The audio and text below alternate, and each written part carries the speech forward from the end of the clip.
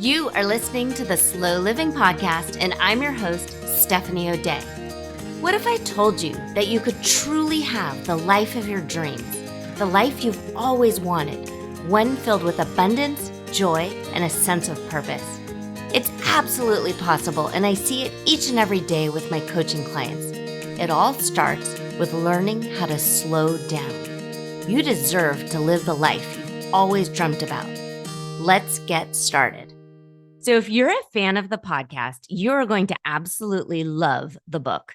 Slow Living, Cultivating a Life of Purpose in a Hustle-Driven World is now available wherever books are sold. Buy it for yourself, your children, your friends, and your neighbors.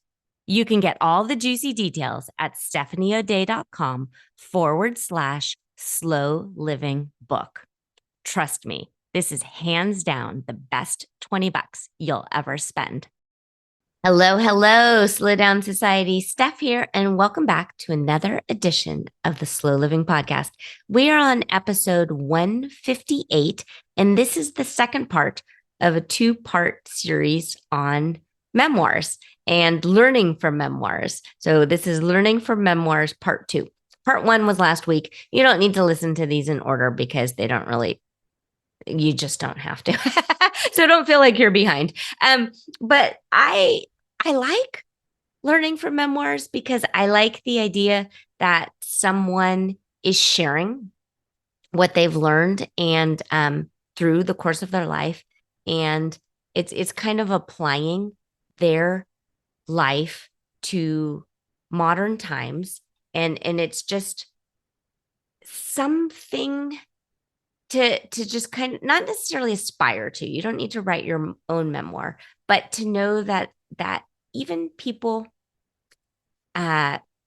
maybe that you know of in real life or have been in the news or you deem famous have had obstacles and different things that they've needed to overcome. And not everybody was born on third base. There's definitely people who built something out of nothing and went on to live what you may deem as a charmed life.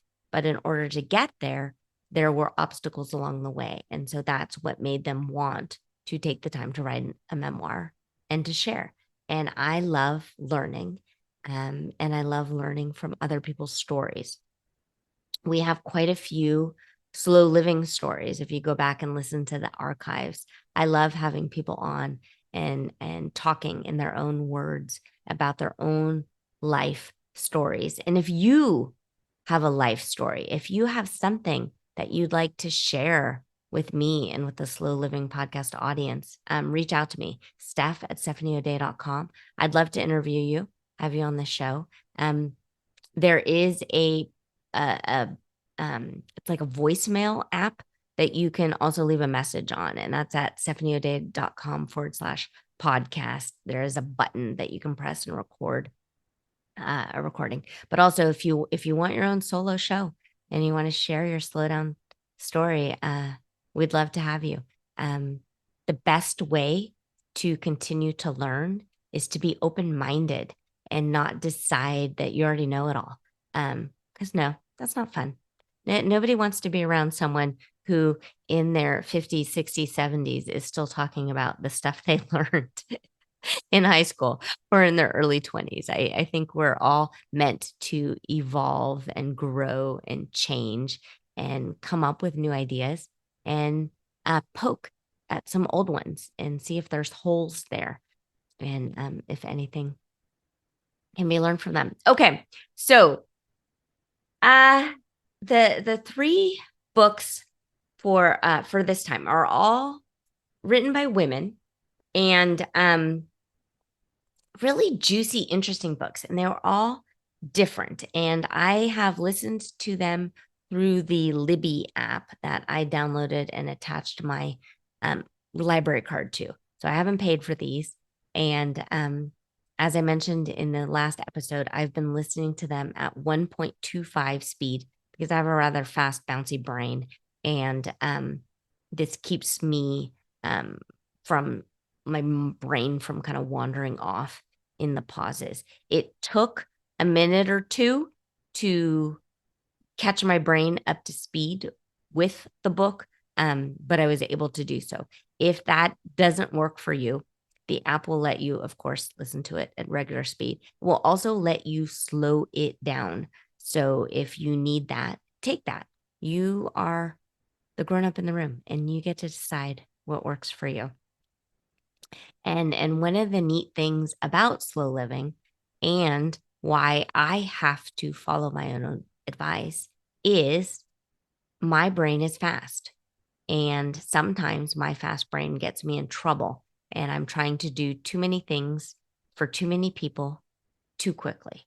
And so taking the time to go for a long walk and listening to an audio book um, is my time. It's my version of self care. No one's in my earbuds but me. Sometimes I'll put my earbuds in and I'll just keep walking, and I just don't want to stop walking because I want to keep listening. And poor Sheldon and his little baby legs kind of looks at me like, really, mom, this is what we're doing. We're just going to keep going here. We've already been out for 2 hours. And boy, he's a good boy. And then also I keep the earbuds in while I'm folding laundry or while I'm vacuuming or cleaning the kitchen or washing dishes. And it's a way that I can still be productive, but I'm also doing something just for myself. And so if you aren't finding that self care comes easy for you, you may really enjoy audiobooks and taking that time for yourself to listen and learn. Okay. So the three memoirs we're going to go through today. The first one is Untamed by Glennon Doyle. And I must be one of the last people on earth to read or know about Glennon Doyle. Her monastery blog, the name sounds incredibly familiar to me. So I think she probably was at a lot of the early day blog her conferences that I attended, but our paths never crossed. Her Untamed memoir kept coming up to me in many different like book lists and things that I should read. It was, I mean, huge bestseller, but it was on lists like Reese Witherspoon's book list. I think it was an Oprah favorite. It was on a list of like the 100 books you should read of this year kind of thing. But what piqued my interest is Taylor Swift recommending it. And the Untamed memoir is one of Taylor Swift's favorites. And I've heard from many other writers that they look up to Glennon Doyle as an excellent essayist. And I absolutely agree. Untamed took my breath away. And I'm so glad that I hadn't read it or listened to it or known anything about it before I started writing this current slow living book, because I think I would have had such imposter syndrome that I never would have started writing, because many of the thoughts and the ideas and the themes that I believe in and I teach, Glennon writes about in such a beautiful way that I wouldn't, I don't know. Um, it immediately makes me feel a bit less than at times when I listen to how she brings forth ideas in such an eloquent way.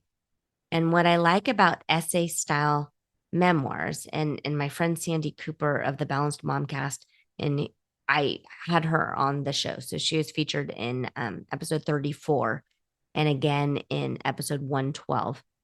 Sandy is a gifted essayist. Gosh, I love Sandy's emails, and she now has a Substack, which you should subscribe to. But she is an excellent, excellent essayist. And she can spin an everyday situation into a life lesson quite similarly to Glennon. Glennon is amazing at this, and so is Sandy. Sometimes some of the stories can seem maybe a bit corny and far-fetched. And I know at times there's people on the internet who can be critical. But I'm okay with it. Writing in a way that shares personal family stories without giving away private details is really difficult. And if there's a little embellishment here and there to make a good story, who cares? It's fine. Let it go. So if you're trying to figure out who you are, if you're at some sort of crossroads in your life and you want to know who you are, your wild side, your untamed side, this is absolutely a book for you. The next book that I read and well listened to over the summer is called Nickel and Dimed by Barbara Ehrenreich. So this is a super interesting take on the working class poor. Ehrenreich is a New York Times reporter, and she went undercover for a few months to see if she could make ends meet while working minimum wage jobs. And so she did 1 month stints as a waitress. She also worked as a motel maid. And then she worked for a cleaning company, kind of similar to Mary Maids. And then she worked at Walmart and she moved to different areas for each of these jobs and needed to find the jobs through the want ads or through Craigslist. And she needed to secure housing on these salaries. And she wanted to see if she could make ends meet by working these low wage jobs. And spoiler alert, she had a very, very difficult time making ends meet and found that many of the people that she worked with had 2 or 3 jobs in order to make ends meet and needed to share housing, kind of buddy up. And it was not a livable wage by any way, shape, or form. And this is her story. The numbers that she quotes are old. She wrote this at the end of the 90s. The numbers don't equal the numbers now, but the lifestyle is exactly the same. So although they have raised um, minimum wage in many areas, it's still not a living wage. And so it's just really fascinating at how someone who had a really prestigious job at times felt demeaned and was spoken down to and treated like the hired help. And she rolled with it. It kind of also reminded me of the Undercover Boss show. So if you like that show, I think you would really like this book. I loved listening to it, and it really kind of egged me on that at some point I would like to go back and um, kind of rekindle my social work roots that I had when I first got started working. I like helping people. And when I worked in the homeless shelter and was part of the social work team for the county of which I worked at the time when I was newlywed, I wasn't paid very much. And if I was paid better, I probably would have stayed. And yet the work that I was doing was so gratifying. And it was just really helpful to society and to people. And so listening to this book unlocked a lot of memories that I kind of shoved down and away because they were painful to pay attention to at the time. I saw a lot of abuse, um, a lot of sadness, a lot of hardship. And we live in a really wealthy area. And I am surrounded by really, really, really, really wealthy people. And sometimes I get trapped in that bubble of wanting more and forgetting to be appreciative of what I actually have. And so listening to Nickel and Dimed um, really sort of put a magnifying glass on that. And I spent a lot of time pausing and taking some deep breaths and doing some journaling of how I can help those less fortunate than me right now, right here. And then also how I want to treat the working class and what I want to be remembered for. And every interaction I have with someone, I want them to walk away feeling uplifted instead of dejected. Um, in my day-to-day job, I am at times treated like the hired help. And some of the things that Barbara writes about, I too have felt on just a a random Wednesday showing up to work as my day job as a school site secretary, and a parent treats me in a really dismissive fashion or way, or speaks over my head, or thinks I'm an idiot and just kind of treats me as the stupid secretary, which is fine in many ways. I kind of like being the stupid secretary, because then I have no responsibilities. And if something bad happens, it's not my fault. I'm just the stupid secretary. But being treated that way and dismissed hurts. And sometimes my ego gets in the way, and I wish they could just Google me and realize that this is just a job. This is just where I'm going to make money. This is not my identity. And because you have what you believe to be a more prestigious job doesn't mean you're any better than anyone else. I write about this in the new book, Slow Living, Cultivating a Life of Purpose in a Hustle-Driven World, which you should totally buy because it's now available. Also, if you have bought it, thank you. And if you could leave a review on Amazon, that would be super crazy helpful to me. If it's a good review. Kidding, but not kidding. Okay, back to paying attention to this book, Nickel and Dimed, which you should totally download and read and listen to. No one is better than anyone else. And if you have a chip on your shoulder, pay attention to the chip on your shoulder. When I was in, when was I? It was in high school. My drama teacher, we were doing improv. She had an exercise where she would give us a deck of cards, and we would hold the deck of cards out on our forehead. And then other people would treat us according to the suit. So if you were like a 2 of spades, you were spoken down to. But if you were a king of hearts, you were revered and spoken up to. And if you find that you're treating people in quote unquote power differently than the busboy or the dishwasher or the Uber driver or the lady on the phone who's just a telemarketer and is just trying to do her job, check yourself. Is it DBAA? Don't be an asshole. Don't be an asshole. No one is better than anyone else. Everyone puts their pants on the same way. When you look into the mirror, I want you to be proud of yourself. I want you to be proud of the legacy you're leaving behind. I want your children to not grow up thinking they're better. We have had time where in this last episode of where I talked about the self-cleaning house, this book really got me to realize that I've got to step it up around the house and make sure that my kids know, no, even though at times we do bring in housekeepers, they need to clean up after themselves and not expect someone else to do it. They can't leave a wake.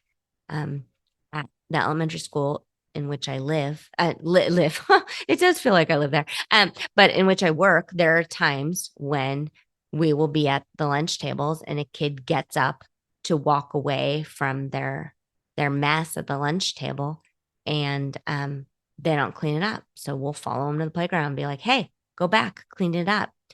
Or if they spill milk, instead of cleaning it up, sometimes they'll go over to the custodian and say, hey, I spilled milk. Can you clean it up for me?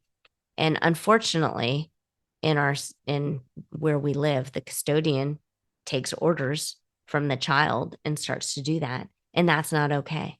And whenever I see it, or a teacher sees it, or the principal sees it, we step in and go, no, you go get a paper towel. You clean it up yourselves. That is not Mr. So-and-so's job. It's demeaning, and it's not nice. A child should not ever boss a grown-up around and tell them to go clean up after them. It's gross behavior. Okay, maybe that was a little soapboxy, but that's how I feel. Okay, the last book that I'm going to talk about in this series, I also really, really loved, and I'm still in the middle of it. I have about 20-ish or so minutes left in it, so I'm going to finish it this morning while I walk Sheldon. It was called Burn Book by Kara Swisher, and Kara is a former tech reporter for the Wall Street Journal. And she's roughly 10 or so years older than I am. So she started writing about tech and got her living writing about tech right when I was becoming an adult.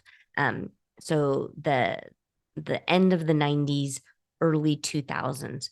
And I live in Silicon Valley. So I think naturally I am fascinated by all things Silicon Valley because San Jose area, um, Morgan Hill, uh, they were not developed for a long time. If you want to step into what Silicon Valley really is like, watch the Silicon Valley show on HBO. Um, yes, it's a TV show, but that's really how it is. It's all of these like man boys um, with way too much money acting in weird ways. And because they have a lot of money and power, they're not checked and they're not told no. And so Kara calls them out on it in this burn book. Um, she's a gifted writer. She has a very fast and bouncy brain. She's sarcastic. She's witty. She speaks in parenthetical statements, which I love. Um, and I just think she's great. And it's really interesting because I did some Googling before hitting record on this episode on her criticism. And the criticism of her kind of reads as if it's by whiny little baby man tech bros who don't like it that she's calling people out. But the stuff she's calling out, in my mind, is completely and totally valid. And I think it's just a fun read and listen. Um, so she name drops a lot and she gets criticism for that. I love it. I think name dropping is totally fun. And this is her memoir. Remember, memoirs are not facts. They are the author's recollection of the events of their life and they're writing it down. So I thought this was just super juicy and super fun. So a lot of the stuff she wrote about at the end of the 90s and the early 2000s, I lived, including like the ill-fated e-toys. And so I don't know if you remember the e-toys, but we had like e-pet and all of these things at the end of the 90s and the early 2000s that were just popping up. And these companies were just getting bought by angel investors and venture capitalists for so much money, like so much money, astronomical money. And if you want to know what it's like to live in Silicon Valley, here's a little side story. When my daughter was doing gymnastics, I was sitting in the bleachers watching, and this mom was talking about her husband was traveling all the time, and so she needed to take care of things, and she was ordering delivery from Whole Foods and doing different stuff because her kid was picky, and so she needed specific food. So I was just making small talk. And I said, "Oh, what does your husband do for work?" And she says, "Oh, he's an AI VC." And I'm like, "Oh, okay." And I didn't know what an AI VC was. And so came home, I talked to Adam. Adam didn't know. So then we Googled it. So AI VC is angel investor venture capitalist. And so her husband is a full-time investor in tech companies. But that's the kind of stuff that people just talk about around here that is probably foreign to many places. But in our backyard, we've got Google headquarters and Facebook and Salesforce Tower. My oldest, she had an internship in Salesforce Tower in San Francisco. This stuff is just all over the place, and I don't even pay attention to it anymore. Most of the people that I meet that are new to the area all work in tech or biotech. We're also a biotech hub in our neighborhood. Um, it's just happens, and it's just kind of fascinating. And so Kara calls all these people out in her burn book. So with eToys, I nannied for a family that owned a children's store and then began working in the store. And their little store housed the toys that e-toys would pull from to ship. And this was not a huge store. This was not like massive warehousey space. Yes, they had a warehouse, but it wasn't huge. So looking back at it, the idea that the company eToys was pulling their inventory from this mom and pop shop should have been like, no kidding, this company's going to fail. No kidding, it's not sustainable. But that was kind of the beginning of that kind of .com bubble burst, and I watched it happen right in front of me. And eToys was actually the first individual stock that I ever bought into. I remember talking to my dad to find his stockbroker, and I gave him $1,000 to play with. And the second Adam and I bought, we watched that stock, just the arrow go down, down, down, down, down, down, down until the whole thing plummeted and they filed for bankruptcy. That said, they were gifted so much money that the founders of the thing made money. So there you go. That is the tech bubble. So if you want to know why I have such a love-hate relationship with all things tech and social media, listen to this book or read this book, because it's very self-explanatory. And if you're a parent and you are wondering whether or not your kids should have an iPad at a young age or get a social media account in middle school or high school, read this book. Read what Kara has to say. Listen and learn and realize that everything online is built to be addictive. And there's bad guys out there, and they are most deaf, farming your data and selling your data to the highest bidder. And you get to decide if you want your kids involved in that. So be the parent, be the adult in the room, and then just realize that anytime you log on to anything, you're leaving this kind of digital thumbprint, and decide if that's something you want to do. If it's something you don't want to do, Sandy Cooper, she's building her business off of social media. And so she is a writer, and she's got a business called Writing Off Social. So if you're a writer and you know or think you need to have an online platform, and you don't want to do it, that might be a great resource for you. For me right now, I am still on social media, and I do have a love-hate relationship with it. I love it in that I get to connect with people from all over the world. I hate it in that it feels like I have to continuously churn out content and create things. And sometimes I don't feel creative, and sometimes I don't want to. I am lucky enough that I have people who help me with that. I have contract workers who feed my social media and can respond to comments and do things on my behalf. But if I didn't have to do it or didn't believe I had to do it, I wouldn't. I don't use social media as a person. I use it as a brand to help sell books. And it's just weird, and it's just interesting. But anyway, recommend that book. I think it's great. And I think you're great.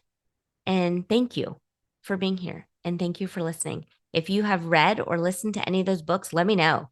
Email me, steph@stephanieodea.com. You can write in the blog post. So every week, these podcast episodes go online on my site, and you can click through and listen to them online, but two, read all of the show notes. And since it's a blog post, you can write in your own comments below. And you can find that entire listing at stephanieodea.com/podcast notes. Okay, pretty people, consider yourself loved and hugged. I think you are amazing and lovely and wonderful. And I will be back in your earbuds next week. Do you have a slow living story to share? Leave me a voicemail at stephanieodea.com/podcast with any questions, comments, feedback, or testimonials, and I will be sure to include it in an upcoming episode. Also, if you found value in this episode, please share it with your family and friends and subscribe through your favorite podcast provider. The more you share, comment, and leave positive reviews, the more people we can reach and share the slow living lifestyle and messaging. Thank you, Slow Down Society, and have an absolutely wonderful day.